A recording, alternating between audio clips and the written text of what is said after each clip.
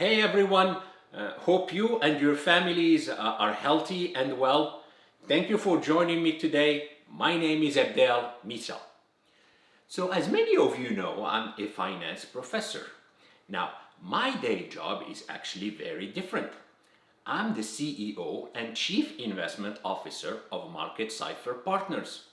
So I manage money for a living. Now, I'm not here to solicit or to provide you like investment advice. Instead, what I want to share with you today is what it is like to manage money in this market environment. And together we can draw lessons and then learn from it. So let's get to work.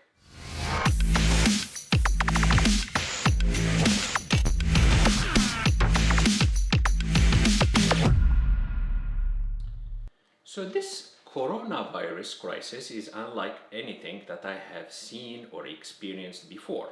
Now, I managed money, institutional money, for during the financial crisis. I have also experienced the tech bubble. But this is unlike anything I have seen.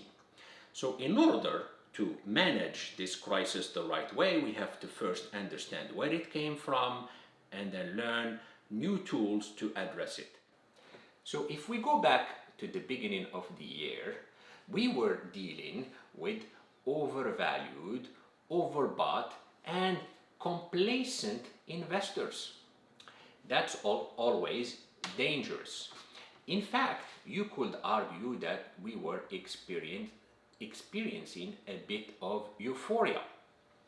Check out, for example, Tesla.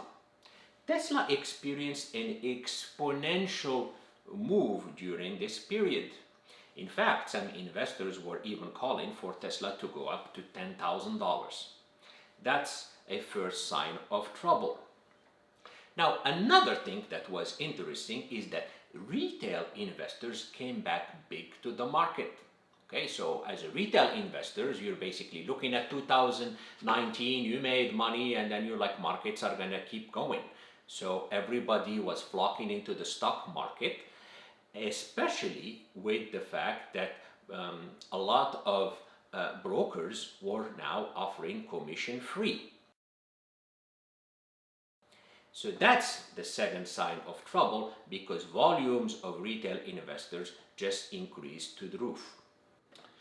So conditions were ripe for a sell-off. Then came the unexpected, the coronavirus, which is absolutely a nasty crisis because it's basically shut down the entire global economy. Supply, demand, everything. So now let me ask you this. If you want to preserve your capital, what should you do? What are some of the tools that you can use? Okay, so if you're a long-term investor, the worst thing that you can do is to start to time the market and then sell and then try to time the market again to get back in.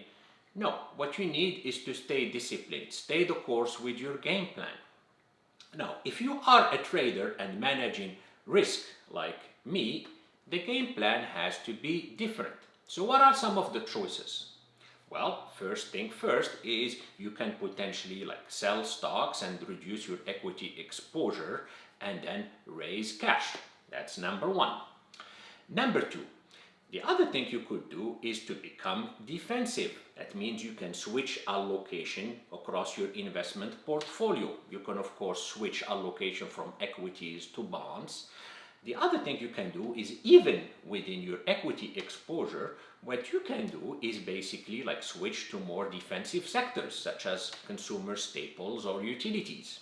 You don't want to be owning like high beta cyclical sectors. If you think that we're going to have a potential massive sell-off, you want to be defensive. And the third option I will give you is to use options. So what you could do, for example, is buy puts to protect your portfolio. So what we witnessed thereafter is pretty unbelievable. If you look at an index such as the S&P 500, the index sold off a massive 35% between February 19, 2020 and March 23rd, 2020. Now we are talking about a 35% sell-off in less than a month. That is a pretty unbelievable number.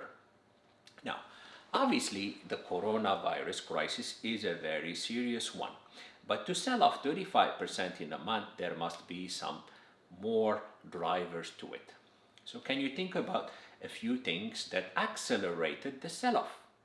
So let me give you two reasons for why this sell-off was so sharp and quick, unlike anything else we have seen in recent history. Number one, share buybacks, and then number two, liquidity. So guess who is the biggest buyers of equities or stocks in recent history? You would think it's institutional investors such as mutual funds or hedge funds, or maybe it's retail investors. Well, the reality is it's actually corporates. Corporates bought back around 700 billion last year of their own stocks. Now, with the nature of the coronavirus crisis, buybacks disappeared right when stock market needed it the most, right during the sell-off. Two reasons for that. One is politics. It's inappropriate to buy back stocks and have the perception that you are enriching your shareholders during such a crisis. And then number two, guess what is the first thing that goes away when you're facing financial difficulty? It's buybacks, then dividend. So buybacks disappeared right when the stock market needed it the most. Another reason for the accelerated sell-off is the lack of liquidity. I mean, right when the market needed liquidity, these algorithms that are market makers, they basically disappeared and reduced the liquidity massively. What does that mean? That means volumes are really high because people are trading a lot, in such a sell-off. However, there is no liquidity provided, and because of that, you can move prices easily. And that led to an even more accelerated sell-off. While I think if liquidity was higher, the sell-off would not be as sharp as it has been. So as the sell-off accelerated for fundamental reasons, obviously, but also for the two technical reasons we just mentioned, which is the lack of liquidity and buybacks, we witnessed massive capitulation, liquidation, and panic. So it got really, really bad and nasty out there. Investors were screaming like, get me the hell out of the market, get me the hell out of the market. So stop losses get triggered. People that sell options, they have to hedge and then short sell and sell even more. You get like quantitative funds such as CTAs and vol control funds that have to sell more.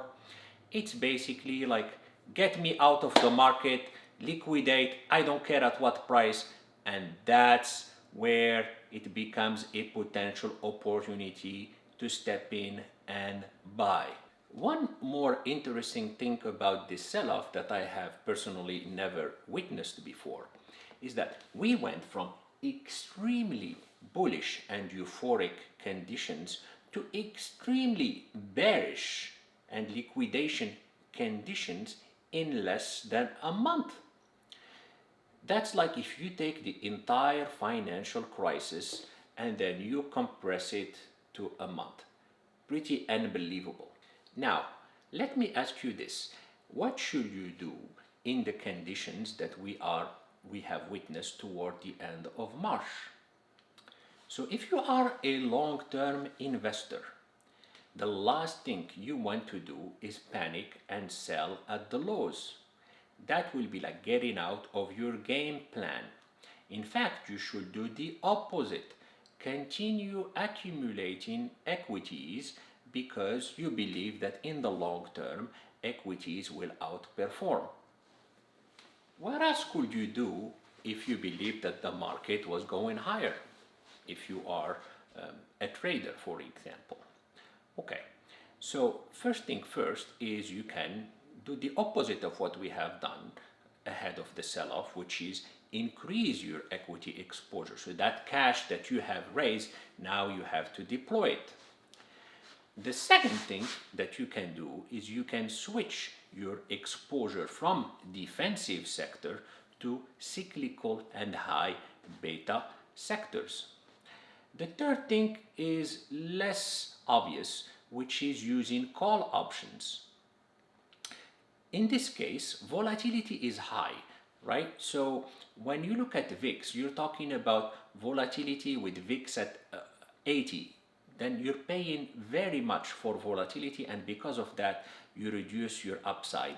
Unlike ahead of the sell-off, when in fact volatility is cheap and then you can buy puts. Here, in this case, you're dealing with a high volatility, so it's not necessarily a good idea to buy call options. You have to do more work to figure out if it really makes sense or no. So, surprise, surprise, what ensued after the March 23rd bottom is a massive rally in equity market. For example, if we look at the S&P 500, it has rallied 31% since. Now this is where something like buy low, sell high works, right? It's when people are fearful, that's the time to step in, and this has been a perfect example for that strategy. So where do we go from here? Let me give you a sincere and honest advice. Anybody that tells you that they know where we're heading will be lying to you. We are dealing with a very complicated situation and an uncertain future, especially over the short term. So on the one hand, you of course have the health situation, and a lot can change in the next few weeks and few months.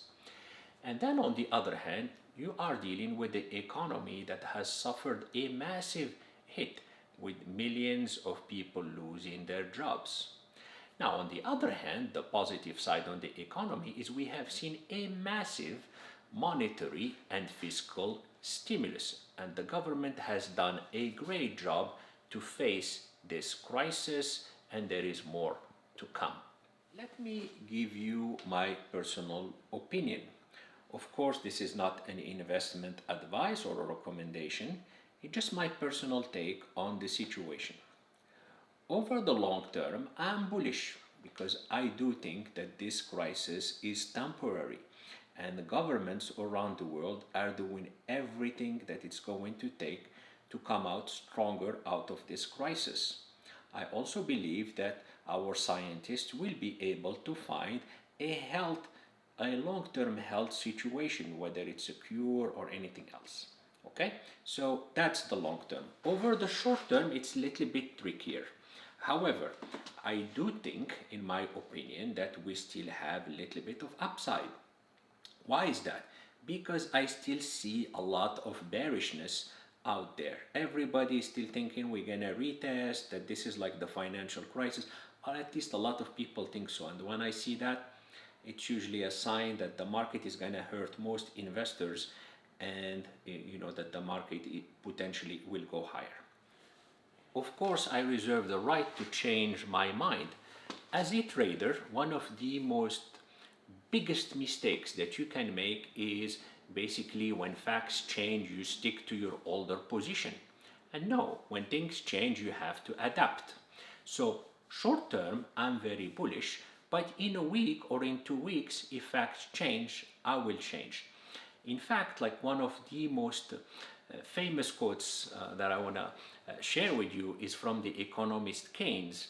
So there was a politician who tried to get him. He's like, hey, like, what are you saying here? So are you saying that you change your mind? And then Mr. Keynes responded with something along these lines. He's like, sir, when facts change, I change. What do you do, sir? Well, as a trader, that's a very important advice. So my personal opinion is we still have room to go to the upside, but you have to be on your toes and then check what's going to happen, because the next few weeks are going to be very, very interesting. Bottom line, there is a lot to learn from this coronavirus crisis. For me personally, managing money during this market turmoil was an amazing and interesting experience. And I used some of the rules that I shared with you today to ride this turmoil. There is a lot to learn. Like as I mentioned, there are like risk management. We have talked about managing emotions and taking advantage of emotions. And so I advise you to really like have a game plan and then stick to it, especially during market turmoil such as these. With that, thank you so much for watching. I hope you enjoyed today's content, and if so, please share, like, and subscribe. I would really appreciate it.